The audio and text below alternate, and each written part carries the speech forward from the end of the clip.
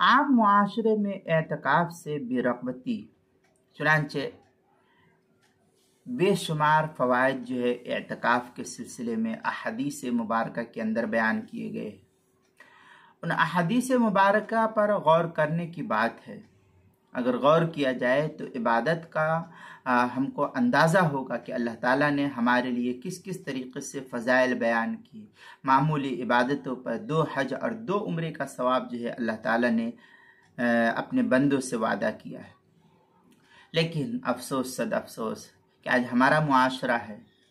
हमारे मुआशरे के अंदर इस इबादत से अक्सर व बेशतर महरूमी ही होती जा रही है। और रमज़ान मुबारक में जमात की नमाज, तरावीह वग़ैरह का तो इल्ला माशाअल्लाह और बहुत कुछ तो माशाअल्लाह एहतमाम भी हो जाता है और बहुत से अहबाब इस नमाज़ों का और तरावीह वग़ैरह का एहतमाम भी कर लेते हैं। लेकिन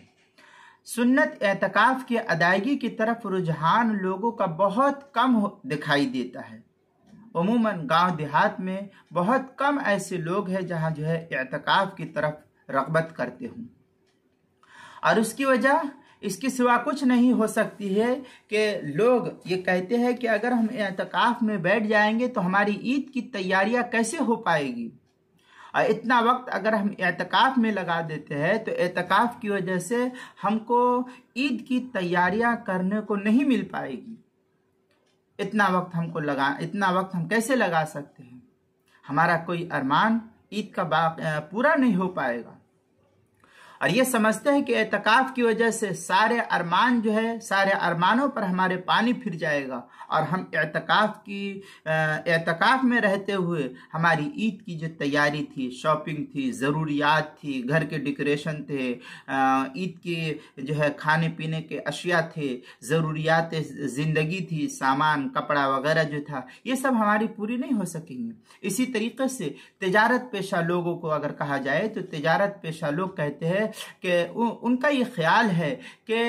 एतकाफ़ करने की वजह से ये महीना हमारा सीज़न का है। तिजारत पेशा लोग एतकाफ़ का ख्याल तो दिल में लाते नहीं कि यह हमारा सीज़न का महीना, अगर हम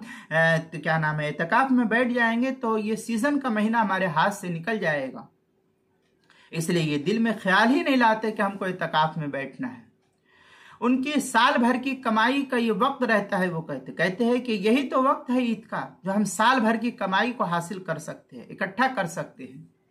दुनिया की कमाई से महरूमी का इंसान को कितना ख्याल होता है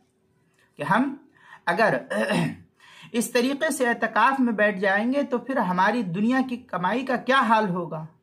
तो इस तरीके से लोग दुनिया की कमाई की महरूमी का अपने अंदर डर और खौफ को महसूस करते हैं, मगर इस रमज़ान के सीज़न में रहमत खुदाबंदी के हुसूल में जो कमी रह जाती है उसका किसी को कोई ज़र्रा बराबर एहसास तक नहीं हो पाता है कि हाँ, रमज़ान मुबारक का महीना आया और हमको जो है इस तरीके से एतकाफ़ में बैठ करके उसकी इबादत की हलावत हासिल करनी चाहिए, लेकिन इसका जो है एहसास नहीं होता है। हमारा मकसद ये नहीं है कि सब लोग एक साथ एतकाफ़ करें, हम ये नहीं कहते, और शरीयत ये नहीं कहती कि सब के सब पूरे घर के फ़र्द जो है मस्जिद में एतकाफ़ करने बैठ जाए या औरतें घर के अंदर एतकाफ़ करने बैठ जाए। नहीं, ये नहीं है, शरीयत ये नहीं चाहती है, बल्कि हमारा मकसद ये है कि हर घराने वाले इस तरह का निज़ाम बनाए अपने घरों के अंदर कि उनके घर का एक फ़र्द एतकाफ़ किया करे। मसलन अगर 3 भाई है, 4 भाई, 5 भाई है, 6 भाई है, तो 3 भाई है या 4 भाई है तो हर साल बारी बारी एक भाई जो है एतकाफ़ के सिलसिले में अपनी राय को पेश करते हुए तरतीबवार हर साल जो है एतकाफ़ की फजीलत को हासिल करने के लिए घर के एक फ़र्द को, एक भाई को एतकाफ़ में बैठा देना चाहिए, और बकिया भाई जो है उसकी खबरगिरी करे, उसकी देख रेख करे, उनके ज़रूरियात ज़िंदगी की जो है तमाम चीज़ मुहैया करने की कोशिश करे। अगर दुकान पर कई भाई बैठते हैं, मसलन कई आदमी बैठते हैं, तो हर साल इसी तरीके से एतकाफ़ के लिए एक भाई को मुतय्यन कर दे।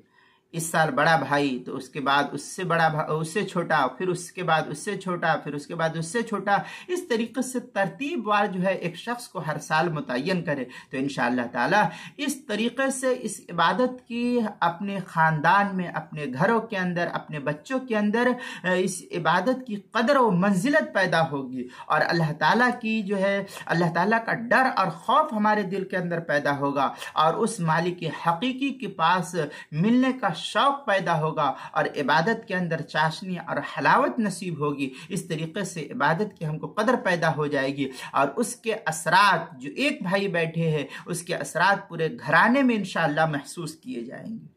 इस तरीके से अगर किया जाए तो घर जो है दुनिया की जिंदगी के अंदर जन्नत का मजा घरों के अंदर मिलने लगेगा। खासकर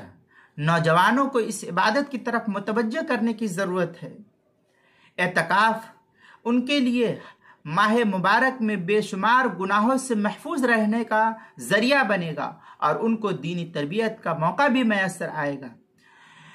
अशरे अखीरा में जो रमज़ान मुबारक का आखिरी अशरा होता है, पहले मसाजिद में एतकाफ के लिए बाकायदा तश्कील होनी चाहिए। मसाजिद के ज़िम्मेदार इसकी तश्कील करे, जो अहले मोहल्ला है इसकी तश्कील करे, और तश्कील होनी चाहिए इस तरीके से ताकि जो है इस अजीम इबादत की तरफ उमूमी रुझान हो, और मस्जिद एतकाफ करने वालों से मामूर और मुजल्ला हो जाए।